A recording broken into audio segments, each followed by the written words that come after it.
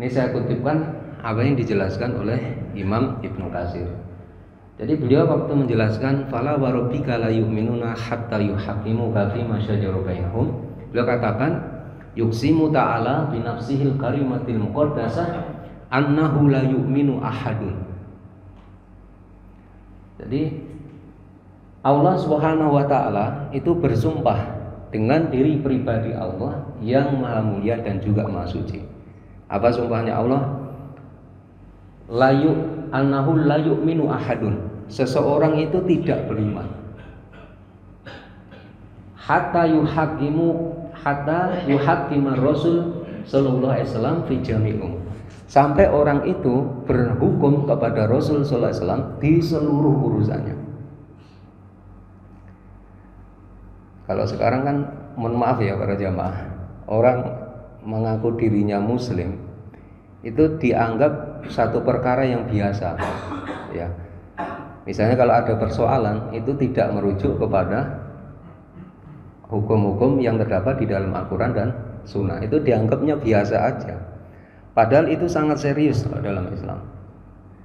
Dalam kacamata tauhid ini betul-betul merupakan perkara yang sangat-sangat besar. Satu contoh misalnya kalau panjenengan punya problem waris, ya harus diselesaikan dengan faraid, nggak boleh pakai yang lain. Kemudian juga kalau ada persoalan-persoalan apapun harus merujuk kepada keputusan baginda Nabi Sallallahu Alaihi Wasallam, karena di situ disebutkan fi jamil umur, di seluruh urusan kita. Fama hakama bihi, apa-apa yang Rasul Sallallahu Alaihi Wasallam putuskan, fahuwal haq, itulah kebenaran. Alladzi yajibul inqiyad lahu batinan wa dhahiran, yang wajib untuk diikuti baik batin maupun zahir. Kemudian beliau katakan fayusallimuna lidzalika tasliman kulian min ghairi mumanaatin wala mudafaatin wala munasaatin. Kemudian orang tersebut menerima semua keputusan Nabi sallallahu alaihi wasallam tasliman kulian, dengan penerimaan yang bersifat utuh, menyeluruh, itu baik hati maupun dohirnya. Dohir itu dalam bentuk kita beribadah, menyelesaikan persoalan-persoalan kita dengan merujuk kepada hukum Allah, hukum Rasul. Sedangkan batin kita tunduk, patuh dan menerima. Nah, kira-kira seperti itu ya. Tidak boleh diiringi mumanaatin wala mudaafatin wala munazaatin. Tidak boleh diiringi dengan ganjalan, munazaah didiskusikan, dan juga tidak boleh diiringi dengan penolakan. Jadi walaupun misalnya, mohon maaf ya para jamaah, kalau di Indonesia itu hukum tertinggi adalah konstitusi, ya. Tapi konstitusi buatan manusia. Bahkan ada namanya Mahkamah Konstitusi. Itu sebetulnya kalau dalam kacamata akidah, dalam kacamata tauhid, ini orang-orang yang menghukumi sesuatu bukan dengan aturan-aturan Allah, itu betul-betul sangat bermasalah sebenarnya. Apalagi kalau dia sampai, mohon maaf, menolak hukum-hukum Allah, atau yang lebih lancang lagi adalah merubah hukum Allah, hukum Rasul. Makanya di dalam Islam itu para jamaah, kalau ada orang, ini mohon maaf ya, ada orang misalnya meninggalkan sholat, kita nggak boleh ngafirin langsung, nggak boleh.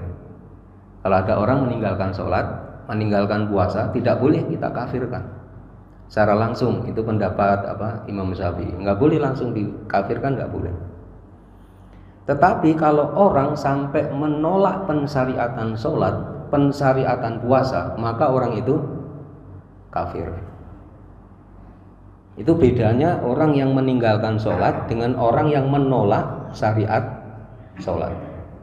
Lebih-lebih lagi orang meyakini syariat sholat yang dia buat itu jauh lebih baik dibandingkan syariatnya baginda Nabi. Misalnya kalau sholat subuh, daripada 2 rakaat pagi-pagi masih seger, kita bikin aja 3 rakaat atau 6 rakaat deh gitu. Mungkin para jamaah kalau ada, mohon maaf nih, di Ini namanya apa, Set? Anu Jati Keramat ya. Kalau di Jati Keramat ini misalnya ada orang, ada ustadz misalnya atau apalah namanya. Dia bilang kayak gini, para jamaah, siapa saja yang ikut sholat seperti saya, nanti saya bayar 1 triliun. Sholat subuh saya ini 6 rakaat. Para jamaah kira-kira kalau ditawari seperti itu ikut orang ini enggak? Duitnya doang yang mau. Ibu-ibu kira-kira mau enggak, Bu? Ikut gerakannya doang. Enggak, maksud saya itu ekstrim ya. Kalau kita diiming-imingi jangankan cuma 6 triliun, 10 triliun, kita disuruh merubah tata cara sholat kita, maka tauhid kita mengatakan harus ditolak. Tapi yang paling parah sekarang umat Islam, hukum-hukum dirubah enggak pakai, dibayar pun juga enggak, oleh orang-orang Yahudi. Satu contoh para jamaah ya, kalau kita ngelihat misalnya di kitab fikih, misalnya yang terjadi di Palestina, contoh ya, di Palestina itu sebetulnya sudah dibahas dalam kitab-kitab fikih. Jadi yang terjadi di sana, orang Yahudi itu merampas tanah milik kaum muslimin. Itu sejak tahun 48 dirampas, kemudian kaum muslimin diusir oleh orang-orang Zionis. Kalau kita mau pakai hukum Islam, hukumnya gampang.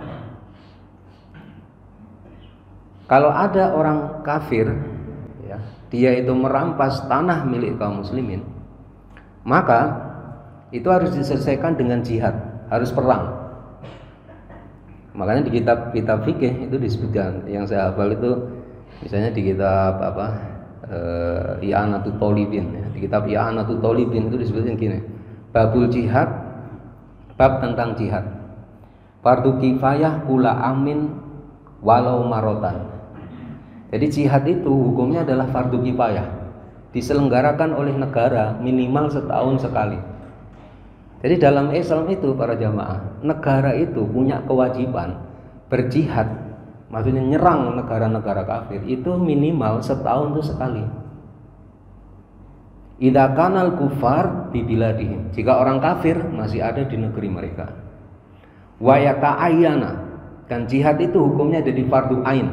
Idza dakhulu biladana, jika orang kafir masuk mengokupasi, merampas, menjajah tanah-tanah milik kita.